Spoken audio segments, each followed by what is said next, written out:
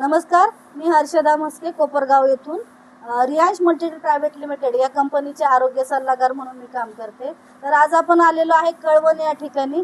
तर या ठिकाणी मंगला थोरात या मावशींना आपण काही दिवसांपूर्वी अमृत ज्यूस दिलं होतं। तर अमृत ज्यूस कशासाठी दिलं होतं आणि अमृत ज्यूस घेण्या अगोदर त्यांना काय त्रास होता, अमृत ज्यूस घेतल्यानंतर त्यांना काय रिझल्ट मिळाला हे आपण ऐकू त्यांच्याच तोंडून।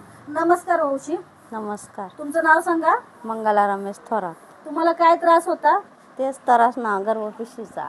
गर्भपिशवीचं काय होतं? गाठ होती ना गर्भपिशवीला गाठ होती। अजून नंतर गर्भपिशवीचं ऑपरेशन केल्यानंतर परत मला गाठा सांगितल्या। म्हणजे एक ऑपरेशन केलं तुम्ही गर्भपिशवीचं? गर्भपिशवीचं केलं, गाठांचं बी केलं। बर, दोन ऑपरेशन झाले तुमचे।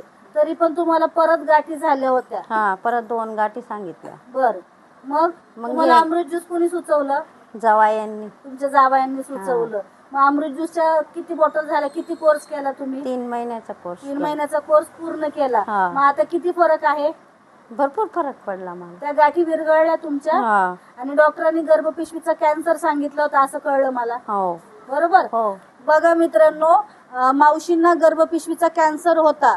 गर्भपिशवीचा कॅन्सरमुळे त्यांना अगोदर गाठी झाल्या होत्या, त्याचं ऑपरेशन त्यांनी केलं। त्यानंतर त्यांनी गर्भपिशवीचंही ऑपरेशन केलं। असे 2 ऑपरेशन मावशींचे झाले होते, पण तरीही परत गाठी तयार झाल्या होत्या। मग मावशी कंटाळल्या होत्या, कारण ऑलरेडी 2 ऑपरेशनमुळे त्यांची शारीरिक जी स्थिती आहे ती कमजोर झालेली होती। मग त्यांच्या जावयांनी म्हणजे मुलीच्या मिस्टरांनी त्यांना अमृत ज्यूस सुचवलं। अमृत ज्यूसचा पूर्ण 3 महिन्याचा कोर्स केला। आता त्यांच्या गर्भपिशवीच्या गाठी आहेत त्या जवळजवळ 70 ते 80% विरघळलेल्या आहेत। बरोबर मावशी? हो।